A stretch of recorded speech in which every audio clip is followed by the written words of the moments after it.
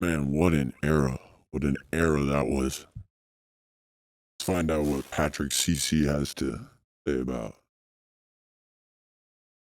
One thing that comes to mind when you hear the name Charli D'Amelio, and that's TikTok. In March of 2020, she became the #1 most followed TikToker in the world, and for most of you, that's all she will ever be. However, her and her family have tried just about every career imaginable since their meteoric rise to fame, yet they are still known as being famous for nothing. Today we are going to look at the incredible story of a normal American family who was launched into fame for no reason, and how they are destroying their family trying to entertain an audience that does not care about them. The D'Amelios lived a comfortable existence in a traditional New England suburb. Their parents were already rich before the fame, as the sisters attended the King's School in Stamford, Connecticut, which cost $50,000 per year to attend high school. Charli describes her life before TikTok as normal. I would go to school, go to dance, do my homework, and go to bed. It was pretty much like every other teenager's life. Charli downloaded TikTok like anyone else to distract their mind from the mundaneness of everyday life. She uploaded her first video in March of 2019, which was her and a friend lip-syncing to a random soundbite. She didn't expect anyone but her friends to watch her videos. Considering she had a deep passion for dance, competing as a competitive dancer since she was a toddler, TikTok was the obvious outlet to post fun dance videos, but she could have never predicted what would happen next. In July 2019, on her way to dance class, Charli posted a duet of her following the choreography of a user named Move With Joy. The video instantly went viral, and her notifications blew up during class.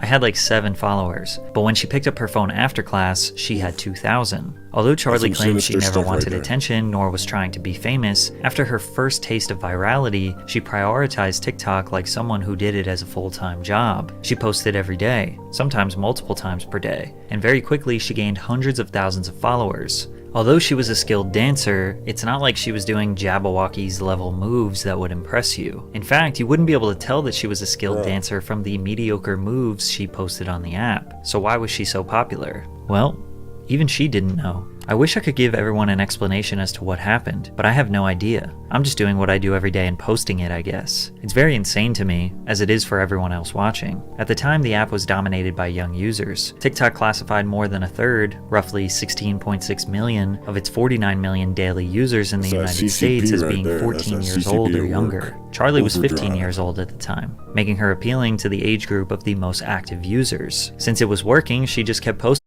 The craziest part about that, think about it kind of popping right when COVID taken over, right when people were going to be real pissed at America the West would be real pissed at China. Stars born right from the ground. A girl next door, in fact. Could be anyone, it is any one of you. Kept trying to grow and see what happens, but her being popular became somewhat of a joke. The Charli D'Amelio challenge was a huge trend where people would overreact to her incredibly average TikToks. In a never-ending ironic loop, people were going viral reacting to her videos, which made her even more viral, which led to even more people asking, why is she famous? Making fun of her became an easy way to gain millions of views, but some things she did were genuinely cringe, like her very first YouTube video intro. Hey guys, it's Charli and I'm super excited to be sharing with you my first ever YouTube video on my YouTube channel. As you can imagine, this became a huge meme. Hey guys, it's Charli and I'm super excited to be sharing with you my first ever YouTube video on my YouTube channel. Hey guys, my name's Jay. My dad left me at sea. Oh! Not many people were making money on this app at the time, but in 2019, being a full-time social media personality was a realistic career path, so she definitely had that in the back of her mind and kept pushing along. Then one dance defined the rest of Charli's career. In October 2019, she performed a dance called The Renegade, which was a popular trend coinciding with the K-Camp song called Lottery. The simplistic moves made every teenager on the internet want to give it a try. She was already popular, but this exploded her to over 5 million followers on TikTok. TikTok. Lottery became the first sound on the platform to reach 20 million videos. If you were unfamiliar with the app, you would think this was the only TikTok dance. Charli would post multiple videos per week doing this one dance. It is now 4 years later, and some people still only know her as the TikTok girl who does this dance. By the end of 2019, she had 18 million followers. Her sister Dixie had a few million followers, and even her mother and father had TikTok accounts with hundreds of thousands of followers. The D'Amelio family was a full-blown business now, and it was time to capitalize on it. Charli got to step into Hollywood and voice act in the animated children's film Stardog and Turbo Cat. The family signed to United Talent Agency in January of 2020 and began receiving massive business opportunities. Charli got to meet and collaborate with her idol, Jennifer Lopez. So next week, you guys as a family are going to the Super Bowl. So you have 4 tickets to the Super Bowl, hotels, airfare, you're going to every single event, and you get to go spend time with J-Lo and meet J-Lo and hang with her. She was also featured in a Super Bowl commercial for Sabra hummus.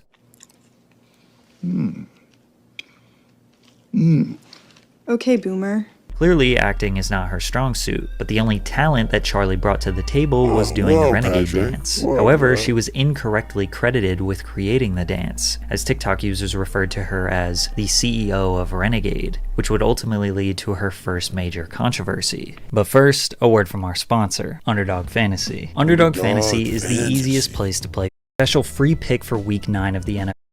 I was happy when I saw my dance all over, she said, but I wanted credit for it. What added to the uproar was that Jalaiah was a young black girl who many felt was being overshadowed in a market filled with white teenage girls like Charli and newcomer Addison Rae, who stole her dance and profited immensely. Unless you have a copyright for the dance, then nobody can technically steal it. However, there are countless examples of influencers who gained a career from creating one dance, but then never figured out a way to make money from other people doing the dance. Charli, through a publicist, said that she was so glad to know who created the dance. I know it's associated with me, she said, but I'm so happy to give Jalaiah credit. Shortly after the New York Times article was published, Charli posted a video to the TikTok performing the dance alongside Jalaiah and Addison Rae. Now it's considered standard practice to put dance credit, or DC, then tag the creator who originally made it in the caption. Even when Charli went on Jimmy Fallon to dance in front of millions, they DC'd everyone in the description below. I'm just glad Young Daddy Cat got their credit. Fortunately for Charli, this controversy kinda went away quickly, because the world got hit with the pandemic and had bigger problems to address. By the end of March 2020, nearly the whole world was shut down,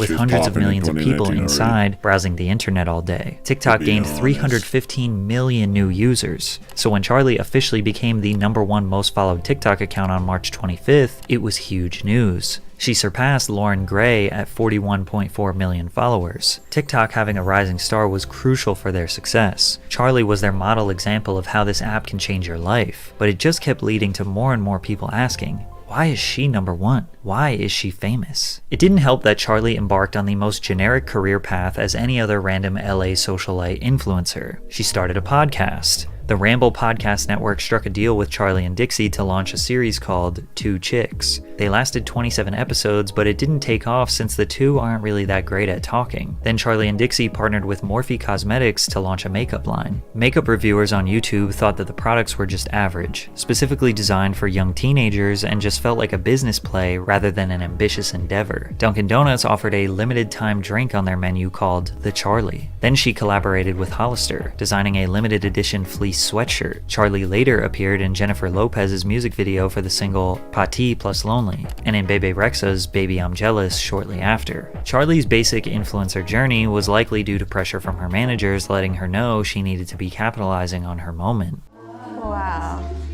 So what this is it's a look.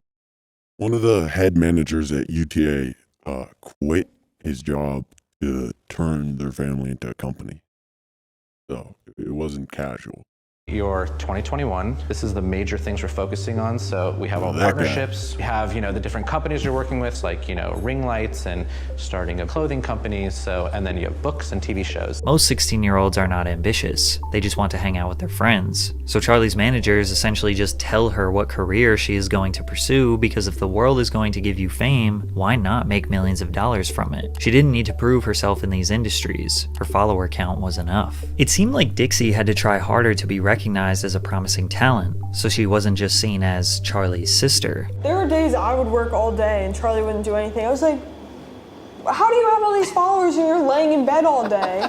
Dixie made her acting debut in the Brat TV series Attaway General. This show is essentially a low-budget Grey's Anatomy, replacing the adults with TikTok influencers who can't act, including Dixie despite her theater background. Instead of incorporating real-life scenarios to teach important values to children, Attaway General is filled with unrealistic scenarios where these teen volunteers find themselves assisting patients in critical conditions with severe medical injuries despite having no qualifications. They also casually walk around the hospital, in and out of patients' rooms, and randomly break into TikTok dances in the hallway. The show received terrible reviews, sitting at an abysmal 1 out of 10 on IMDb. Dixie left the series after 1 season to focus on her music career, but her music career didn't really go smoothly either. Be Happy was Dixie's debut single, which focused on themes such as mental illness and depression. As she was hyping up the release, nobody had heard her sing before. She was notoriously a bad dancer and now a bad actor, so nobody really knew what to expect. What they got was Dixie moping around her multi-million-dollar LA mansion, asking everyone to let her be sad. It was your standard formulaic pop song with Rebecca Black Friday level singing. Despite the memes, it gained 100 million views on YouTube and charted in multiple countries, including New Zealand, Ireland, Canada, and Scotland. The song was later certified gold, prompting a remix featuring singer-songwriter Black Bear and rapper Lil Mosey. And although many expected her to tuck her tail and quit music, she did the opposite. Dixie signed a record deal with record executive L.A. Reid's label Hitco Entertainment. For the rest of the year, she released 3 more singles: Naughty List, a Christmas song with Liam Payne, One Whole Day featuring Wiz Khalifa, and Roommates. She's consistently kept releasing music over the years, and her singing has gotten much better. Sugar-coated on my pain, couldn't help it, I was just a kid.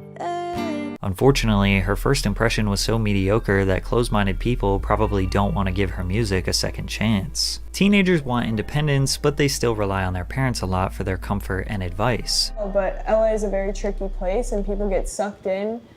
But being around my parents and my family keeps me so grounded and... We still sleep home. We still, tell our parents if we're leaving. Yeah. It's Do you guys like that?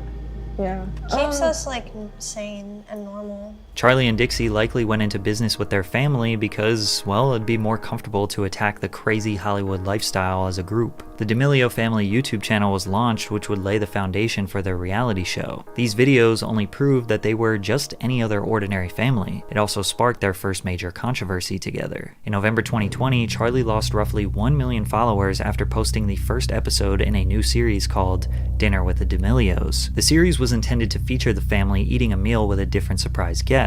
In the first episode, the D'Amelios sat down with James Charles for a paella dinner prepared for them by private chef Aaron May. The dish, traditional to Spanish culture, contains snails. Dixie picks up the snail, repulsed by the idea of eating it, and the chef tries to convince her to try it. This is what happened. See? It sometimes happens when... Don't be so dramatic. Excuse yourself. Oh, she actually threw up. Ew. Do we have any dino nuggets? Ew. While not liking snails is normal, it's obviously very rude to That's why gag she and has make so a many huge scene. followers. Imagine how the chef felt seeing that. Especially when later in the video, Dixie picks her nose and eats the booger. So they have their own personal chef, and Charlie is asking for dino nuggets, the privilege this girl has. While their father continues to try and have an engaging conversation with James, the girls couldn't be less interested, picking and playing with their food. To cap it off, Charlie made a comment about her follower count that rubbed James the wrong way. Because imagine if I hit 100 mil a year after hitting mil. Was the 95 not enough for you? After the awkward moment, the girls try to close the show in the most unprofessional way ever. Alright guys, thank you so much for watching our YouTube video. Thank you so much for Okay, I'm just gonna do it. Thank you for watching the first ever and most likely the last ever episode of Dinner with the D'Amelios. Kinda sad how James was scolding the girls for their manners and not the parents. James is nice to the chef. Any adult watching this knows that teenagers acting impolite or goofy during a dinner is extremely common. It's under the circumstances that made it so bad. They have a celebrity chef, a celebrity guest, and are filming the entire experience to launch a brand new series for their own business. So you'd think these girls would be on their best behavior. The entirety of social media erupted calling the girls entitled. The parents were not disciplinary enough, and the usual, why did we make these people famous? Some people timestamped every single moment of the video criticizing a facial expression or movement from them being rude. Dixie tried to apologize and say that people were unfairly criticizing her based on an out-of-context 15-second clip, which was ridiculous because we had all of the context we need. Charlie also addressed the situation. We've since talked to Chef Aaron May, and like, he's not upset. He was in on the joke, so he was like it wasn't a thing where we were being blatantly disrespectful. It was more a thing like, you joke around with your friends. Everyone on my team is friend and family. Apparently, this was all just a skit for the video. Charlie addressed losing 1 million followers after her comment about wanting to hit 100 million followers in a year. When I had said about the followers thing, I genuinely just thought it would be so cool to hit a huge milestone a year after hitting another milestone. I never meant for you guys to make it seem like you were numbers or did not mean anything, Now, if she kept this statement short and sweet, a lot of people would have considered this being a misunderstanding, but she made a crucial mistake and began crying on camera. Sorry. Seeing how people reacted to this, I don't even know if I want to do this anymore. This is messed up stuff that people are saying. People telling me to hate myself, people just blatantly disrespecting the fact that I'm still a human being is not okay at all. The points she was making were valid. She didn't deserve that level of bullying, but many people look at crying as trying to take a situation and make yourself the victim and then try to gain sympathy. By doing this, it also allowed for people to spin the narrative, with headlines saying, Charli D'Amelio cries after losing 1 million followers, which we know is not why she was crying, but that just furthered the narrative that she is spoiled and famous for no reason. But ultimately, it didn't really matter, because she became the first person to surpass 100 million followers on TikTok, which prompted numerous accusations that Charli was buying TikTok followers because nobody still, after all this time, could understand why you would follow her. From day one, Charli and the entire D'Amelio family's biggest conflict was the hate. If you have followers, you're not considered a person. You're just a thing that people get to judge and objectify and call names and bully. So it's they don't expect it to hurt us, but we all do. Being judged by the entire world is difficult, especially when there isn't much to judge. People usually acquire fame for possessing a skill or talent that is extraordinary, which makes people flock together to pay attention to that skill. You have to work, grind, show passion and dedication to a craft for years before anyone is going to respect you. They were given followers and fame and feel entitled to be given support every time they find a shiny new career they want to pursue. So people give hate to the D'Amelios because they get to waltz in any creative industry other people are dying to get into. They get paid more for mediocre work than experts in their field. So it's not surprising the world wants to hold them to the same standard as experts since they are getting paid just as much as them. Charli became a New York Times bestseller after writing a book called Essentially Charli, The Ultimate Guide to Keeping It Real, which covered topics of identity, cyberbullying, social media, and body image, as well as Charli's childhood and family life. Best-selling author, voice actor, professional dancer, podcaster, YouTuber, clothing designer, makeup designer, chef, musician, all within 2 years of being famous. She tried everything,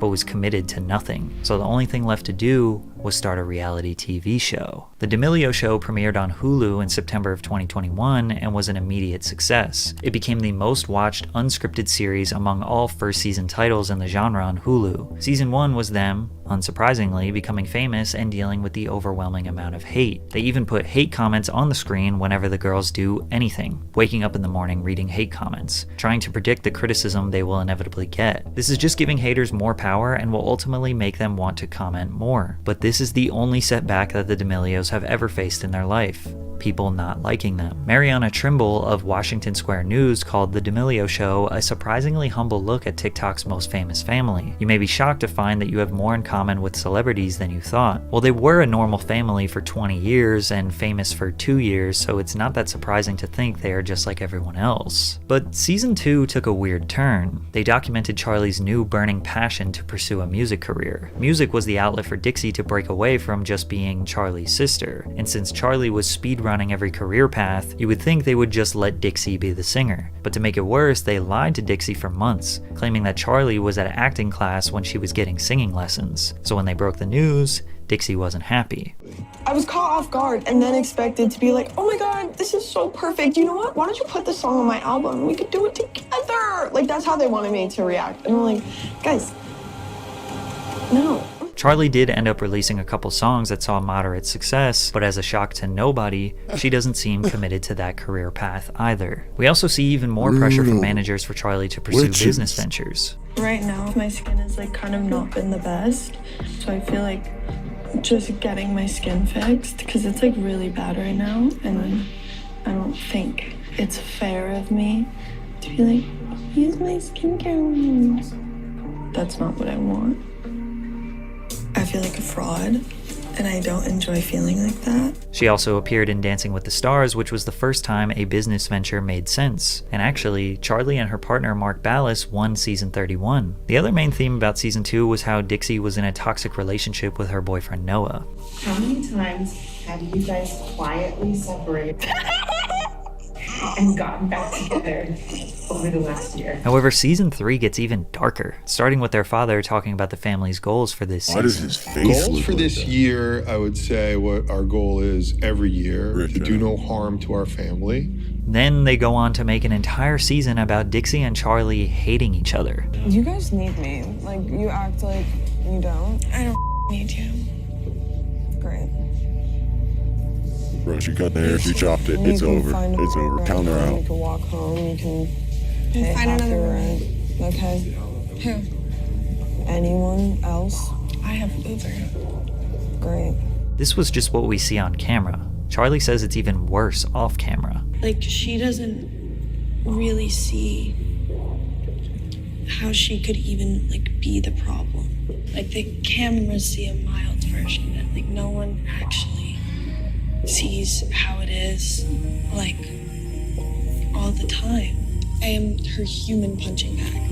Now, it is important to recognize this is reality TV, and who knows how much of it is scripted. Since their careers are very boring, the show producers need menial drama to spiral into something bigger so they have a storyline. MTV producers purposely antagonize Ryan Sheckler on his show to get him to cry and lash out, which led to him developing an alcohol addiction. Mark and Heidi are not stepping in because if the sisters aren't fighting, the show is just them making mediocre music and complaining about hate comments. With that being said, it does seem like Dixie has genuine disdain for Charli. I made her. This wouldn't be the first time Dixie plays the "I'm better than you because I'm older" card. I get, like, for you, it must be really exciting because, like, I always came in first, and, like, now you finally have your time to shine. No, I think it's so cute that you riding on my coattails, like, really worked out for you. No, I mean, like, that was your whole life. I mean, 2 years compared to 18, it's, like, really different. Yeah.